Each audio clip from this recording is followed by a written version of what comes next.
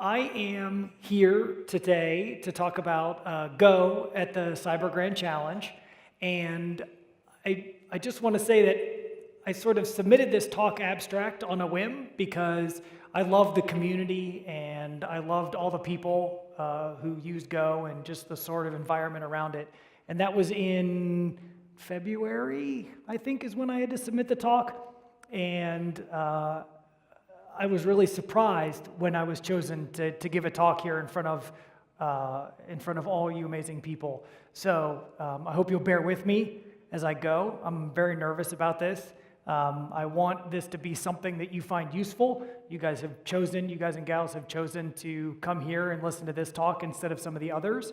And quite frankly, I wish that I were at some of the other talks right now instead of giving this one. So I really appreciate you guys coming to this and giving me some time.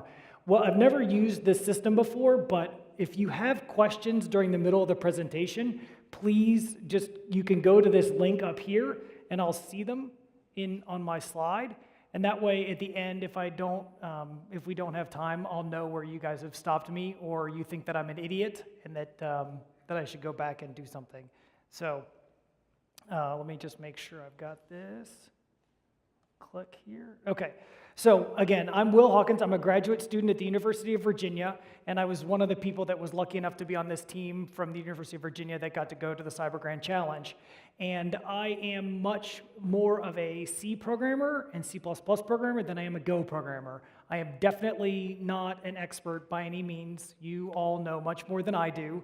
I take Dave Cheney's pop quizzes about the Go language on Twitter very seriously. So I just want you to, in the interest of full disclosure, if you think that I said something wrong, please stop me. Before I get started on talking about how Go fits in, I want to talk a little bit about the Cyber Grand Challenge itself. And fortunately, I don't have to say too much because of the great introduction, but DARPA is one of the relatives of the ancient ARPA program, which I think, as we all know, besides Al Gore, played a fundamental role in inventing the internet. So there are a bunch of ARPAs now. There's DARPA, there's IARPA for intelligence, there's EARPA for energy, and DARPA is the one for the Defense Department. And the Cyber Grand Challenge was their idea to pit autonomous systems against one another to find vulnerabilities in software and to defend against those vulnerabilities in software. So during the final competition, our goal was to build a system that would autonomously, and I mean sincerely with no human input at all. The competition ran for 96 rounds, 18 hours, and up until the last 2 hours, we honestly had no idea how our software was doing. We were very, very, very scared about how we were going to do. And honestly, we had no idea. But the idea was they would give us some software and that we would have to deploy it. It would be a network service. We would either have to find vulnerabilities in other software or prevent attacks against our own software. So here's how it sort of looked. There were 7 teams in the end, and we all got a different color. We would connect to each other through this competition framework, and the competition framework would coordinate which binaries, programs we had to defend against, and how we could attack other software. So what you'll see down in the bottom right-hand corner, we were this great like teal color here, TechX, and here is like this was a big like esports competition in Vegas last year. So they had blinky lights and they had announcers and they had the whole thing. So there's our rack at the end in the final competition, and our goal was to finish 1,000. But that's a problem because there were only 7 teams in the competition. So our goal actually was to finish not 7th. That is literally how high we thought of ourselves. We stood in this little bullpen off to the side where all the competitors sat, and we just kept saying, not 7, not 7, not 7, please. When they flashed, we were waiting, they're going to flash the first results about to show our status halfway through, and we just wanted to be not 7th when that first score came up. And honest to goodness, after that, it didn't matter. We could have been happy. So we turned out not finishing 7th, which was good, but it doesn't matter where we finished. Because it was cool, but don't worry about that. Just I sort of, well, okay, I guess you can care about it as much as if I finish 6, you probably don't want to listen to me. But we didn't finish 6, though, so that's the point. So you can come back to listen to me again if you'd like to. So Go in this competition fit in a very, very, very small but very important way. So we had offensive techniques and we had defensive techniques, and I won't necessarily get into all of those, but I want to talk about how Go helped us build our offense and defense. It played a fundamental role in that. And here's what I mean by that. So in the Grand Challenge, what they would do is the competition framework would run and churn on different challenge binaries. And if I wanted to attack another program, I would have to send it some input. I would send it some malicious input or even a good input to get it to set up later for the malicious input. The other thing is they would send us inputs to our binary programs that would be running, and they wanted to test our functionality. So if we deployed a protection on a binary, we still had to make sure that the binary was still functional and performed within a certain amount of time. So basically what would happen is over the network during the competition, they would send us streaming inputs over the network. And we could do whatever we wanted with those. We could listen, but they had to be able to, they were truly inputs. So what did we want to do? Well, we wanted to capture all of that data that was going across the network and use it for two things. Number one, we wanted to use it to generate rules. So if we saw some malicious input come in, what we could do is deploy an intrusion detection system rule. They called them an IDS rule. And we could basically push that rule out, and it would block that traffic from coming in. Obviously, we needed to be correct about what to filter out, because if we were filtering legitimate inputs, it would look like a functional failure on our program. So we didn't want that. The other thing is we needed to be able to use those inputs as a way to drive our fuzzing system. And our fuzzing system, I'm not sure if everyone's aware of what it means to fuzz a piece of software, but we wanted to be able to take real inputs, run them against software, run them against the binaries, and see where those programs crashed. If they were crashing on input that people were giving us, that was likely an indication that there was a vulnerability or a weak spot in that part of the code. So then we could turn around and generate vulnerabilities that we could feed back to other people. So what did we need to do? Well, we needed to capture that input that was coming off and feed it to this. So what was the goal? And I think you'll see my little, I don't know, you can see the goal. Get it? What's the go? Okay, come on, people. If this is going to be the reaction to the jokes, you guys are in for a long 34 minutes and 51 seconds.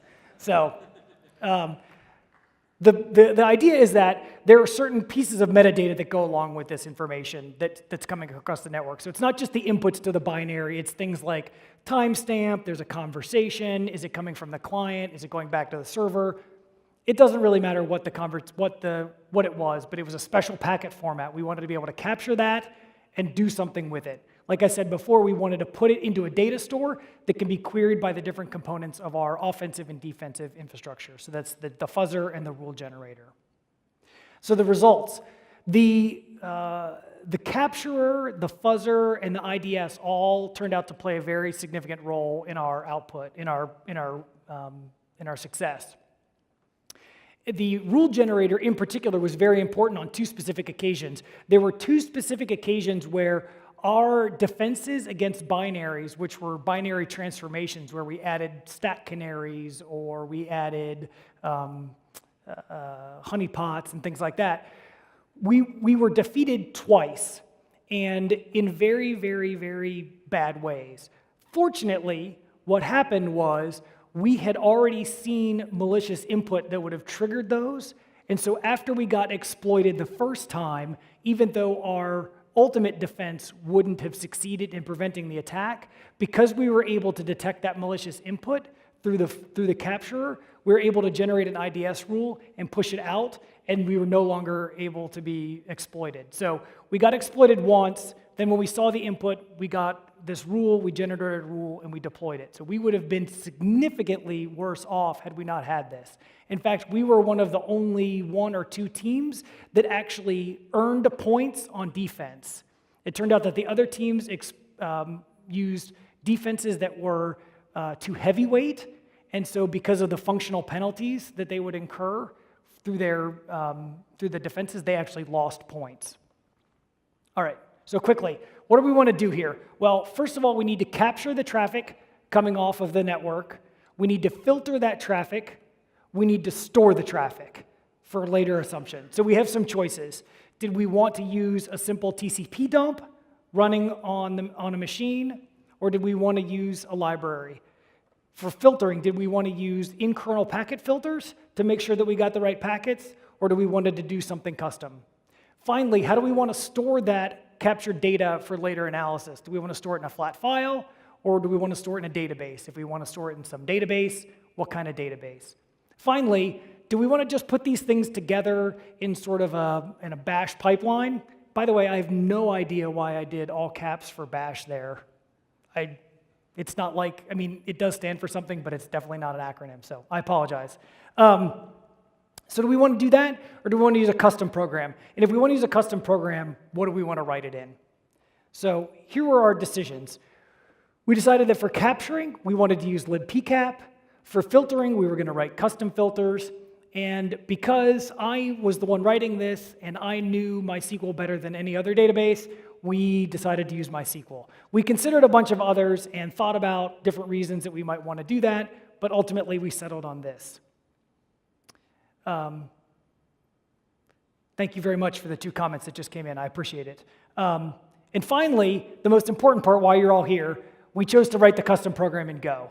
So we're going to talk about the rest of this from now on and how we actually did this in Go.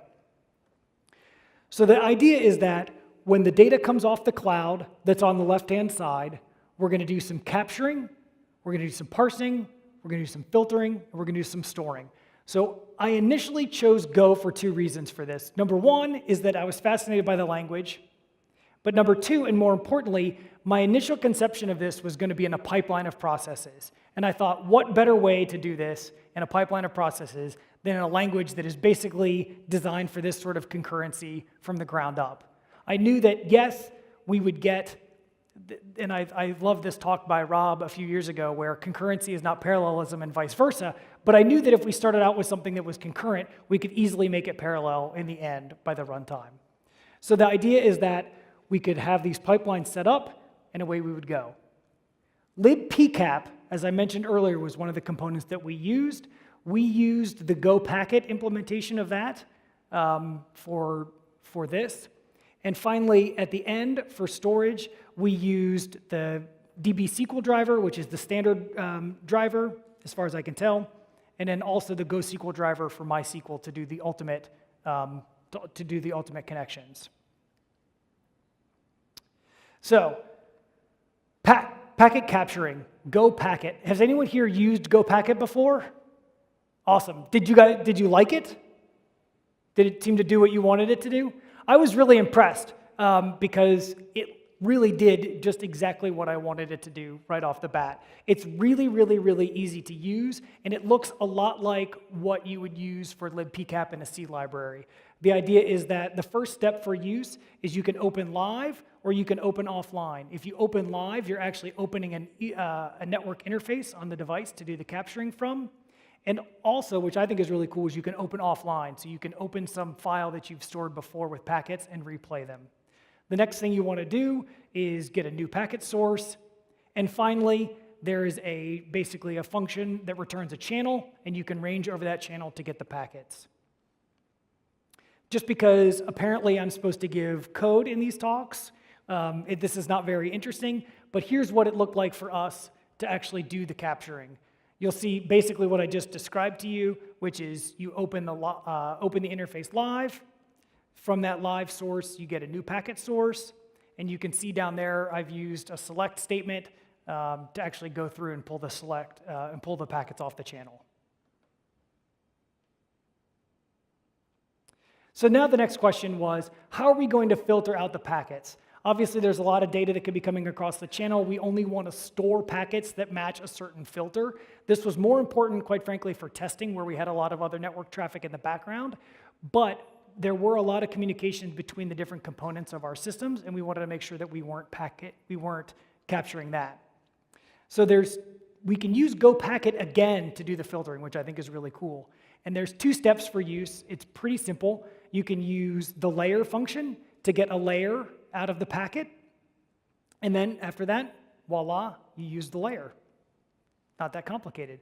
So just to give you an example of what it's like to pull the IPv4 header or the UDP header out of a packet, you request the layer, ask for the particular layer type, and then you can do a typecast to that filter, and then you can look at all the fields.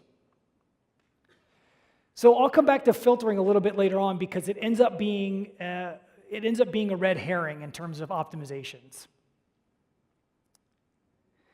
This also is another red herring. What we wanted to do was parse the packet. What I said earlier was there was a lot of metadata that was coming in with the different packets, so we want to actually go and look through the packet and pull out the individual fields and store them in a struct. This is not exotic code, and there's nothing secret here. This is just treating it like a byte array and pulling out the different bytes.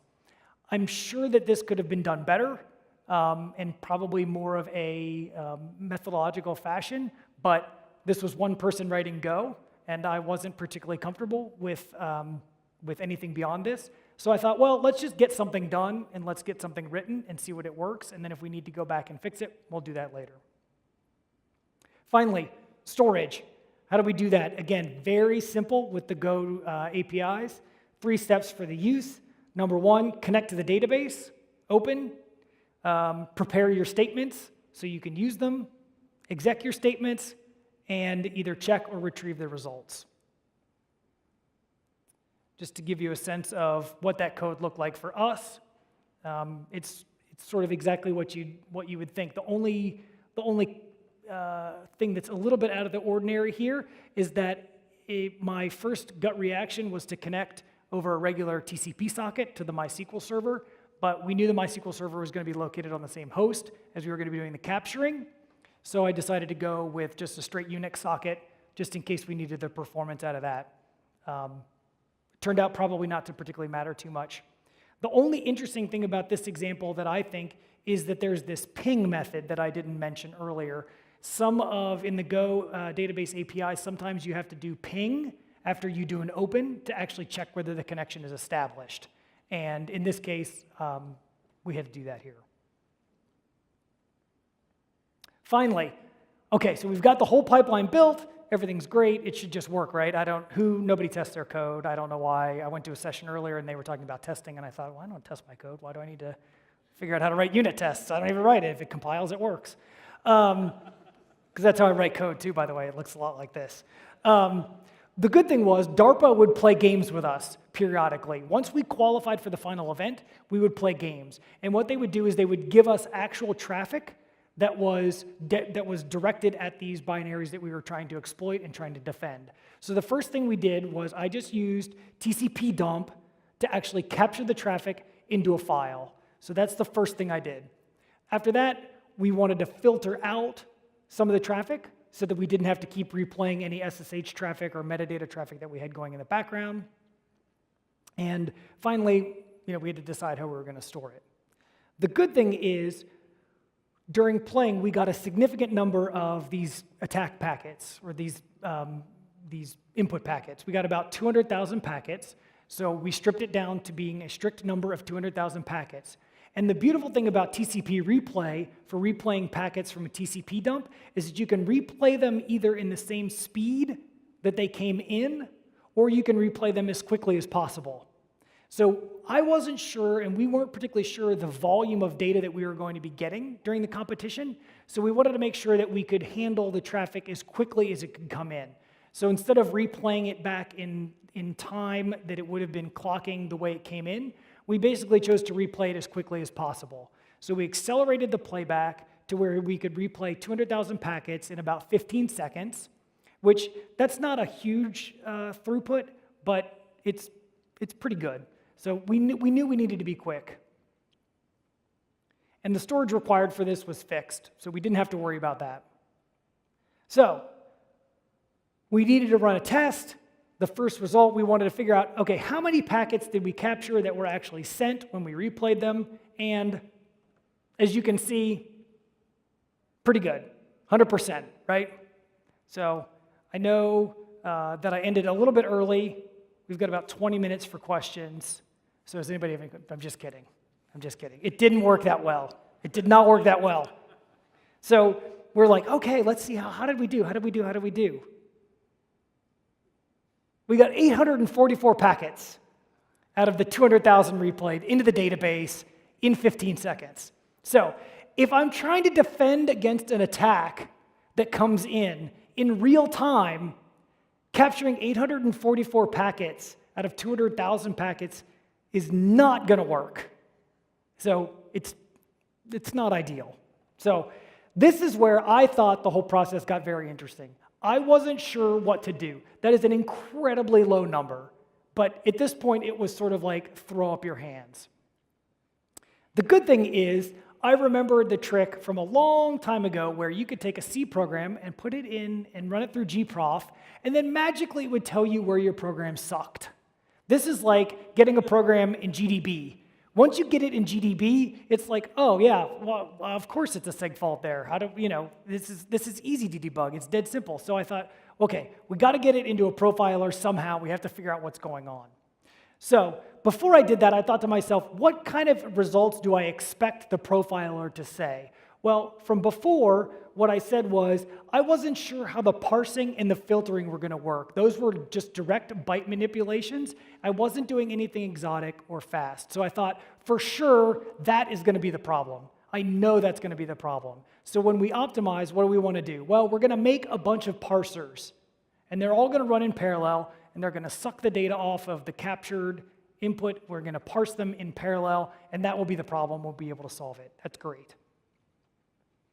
But that didn't actually turn out to be where we needed to do the optimization. This is more along the lines of what the ultimate optimization looked like. So I ran a few tests to try to figure out what was going on, and I'm sorry that the colors are a little bit, they're grayscale, so I hope that they'll be able, that everyone will be able to see them. But the idea here is that as I ramped up the number of parallel connections to the database, I would have expected to see an increasing amount of the data going into the database. But as you can tell here, there's a drop-off. So something is not quite right. I'm not really sure what it is, but we're not getting the speed up that we expected. But what's even more interesting is that if I let the capture continue all the way through and see how many packets I get as I leave it for 15 seconds, 30 seconds, a minute and a half, 2 minutes, I should eventually see no more packets, right? Like if I'm dropping packets as they're coming in because I can't process them off the wire fast enough, the host should just be dropping the packets. But this graph seems to indicate that there is some buffering going on with somewhere in the tool chain. So there appears to be some buffering. There could be three sources of buffering. One could be the capturer itself doing the buffering, but I know that's not true because I wrote the capturer and there's no buffering. Number two, there could be capturing somewhere in libpcap and gopacket, which, interestingly enough, turns out to be the case. So gopacket itself will actually capture and buffer up to 1,000 different packets that it pulls off the wire. That's not a whole lot of packets. That's not going to give us much of a boost, but there is some buffering there. Finally, there might be some operating system buffering going on. And it turns out that there is a significant amount of that as well. And so what you can do if you're running on Linux and you want to look at how much buffering there is, you can look at this proc file. And on BSD, which I didn't have access to, but there is a corresponding system control thing, a knob that you can turn. So those are things to be aware of when you're writing any network-aware tool, is to remember that you sometimes don't need to be as smart or as clever as you think you are. One of the things that I thought of going into this was, I need to be really fast at getting the packets off of the wire, or else they're going to be dropped. Fortunately, there is some buffer in there, and that really turned out to be a very helpful thing. And in fact, the ultimate optimization turned out to be about buffering itself. So, interestingly enough, let's look at profiling. This is This is exactly where I wanted to be. I wanted to be able to get it in the profiler, and I wanted to see what was slow. Well, the problem is, knowing what I know now, that we had 3 outcomes from profiling. One was the profiling results were misleading. Number 2 is that the profiling results were incredibly helpful. And number 3 was somewhere in between. So looking at the profiling didn't really help me, because the misleading part was it would show that my performance was dominated by actually capturing the packets off the wire. This ultimately turned out not to be the case. So what was helpful?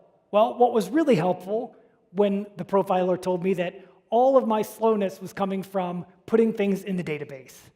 This was really helpful.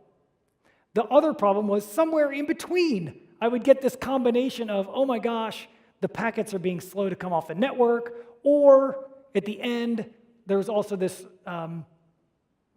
output, or there was this output from the profiler that was saying, look, you're really, really slow putting things in the database.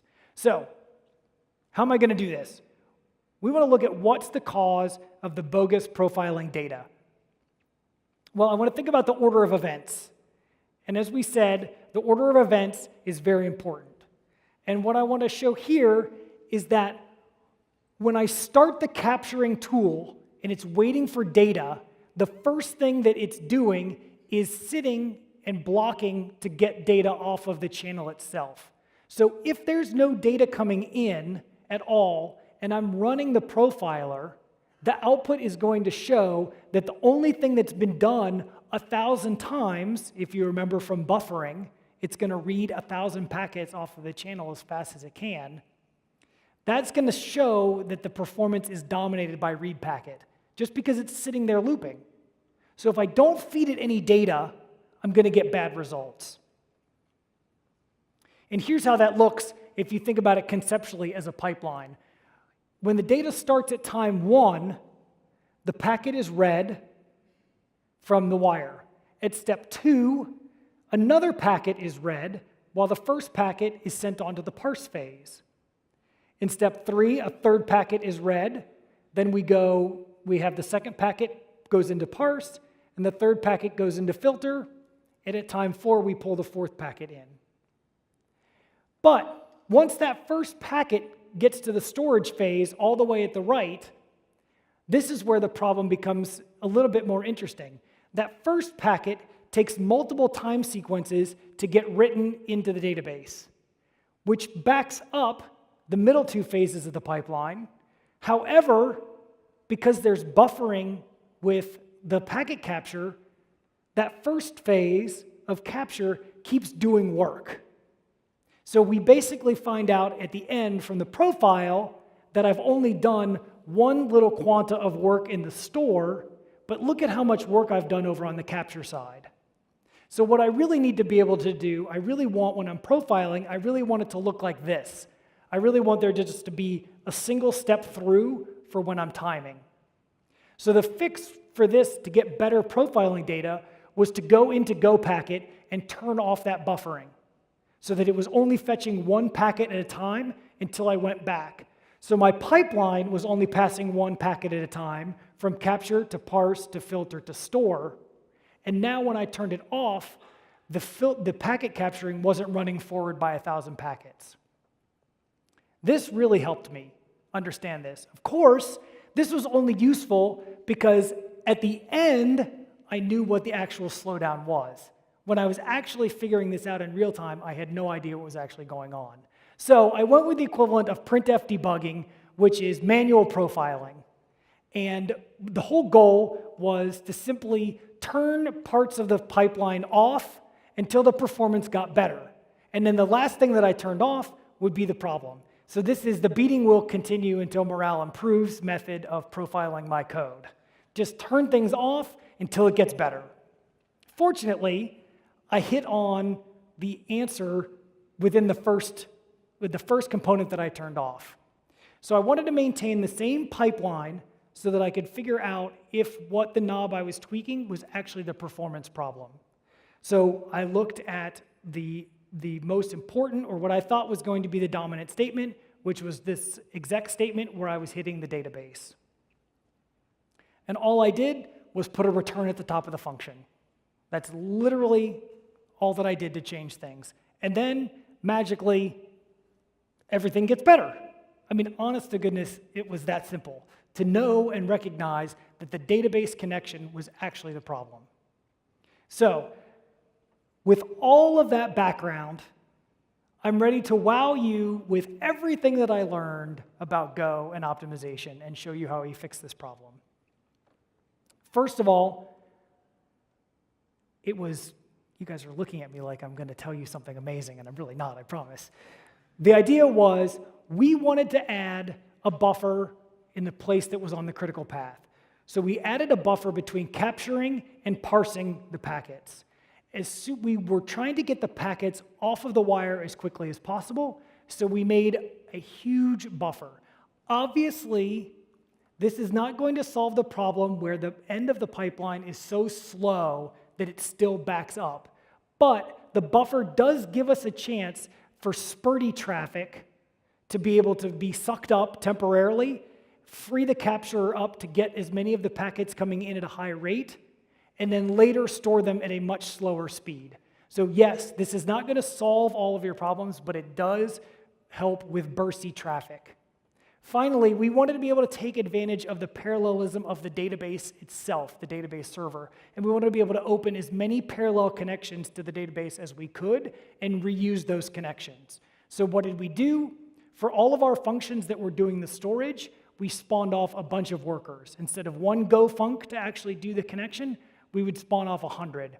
And this was heuristically determined. You can look at MySQL and figure out exactly how many connections it's optimized for in parallel, and then go from there.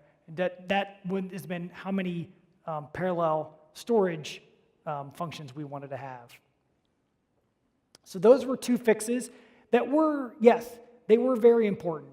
So we added the buffer and we added the storage. But the real key in the final part of the title for this talk is high-performance file systems. The file system that we were trying to store to for the data behind MySQL at first was an ext3 file system. Then it was ext4, and that wasn't really helping us at all. It was still very, very, very slow. But we knew that there wasn't going to be an infinite amount of traffic coming in. We didn't know how much there was going to be, but we knew it wasn't going to be infinite. So the final step in what really got us around the corner on performance was running MySQL on a temp file system. And I know that everyone cringes because that's not the right idea, but it worked for us for a number of reasons. We knew that it was a time-limited competition.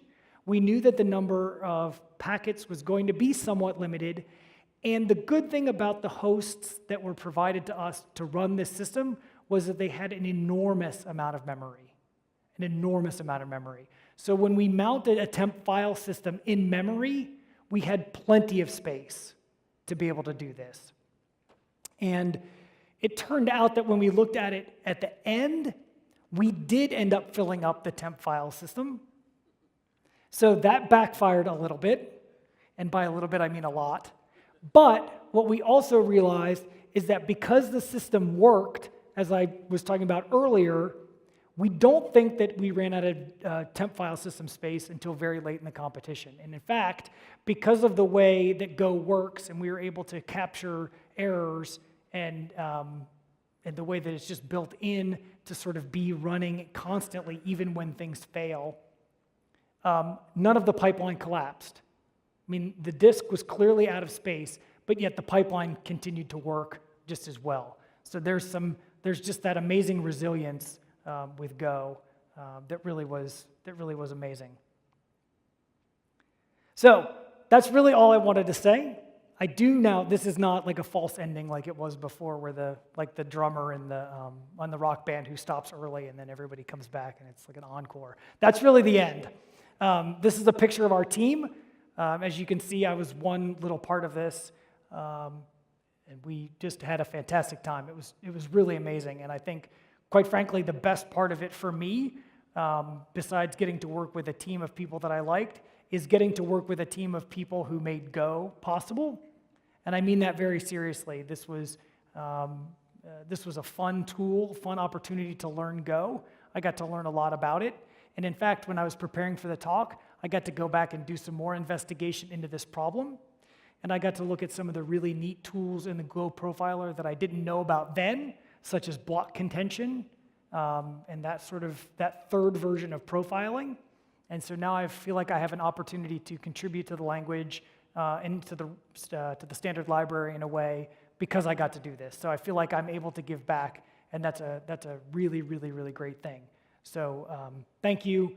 Thank you all very much. Like I said at the beginning of the presentation, I really sincerely appreciate you taking your time to choose this presentation to come listen to, and I hope that they get the other ones up quickly so I can watch them on YouTube.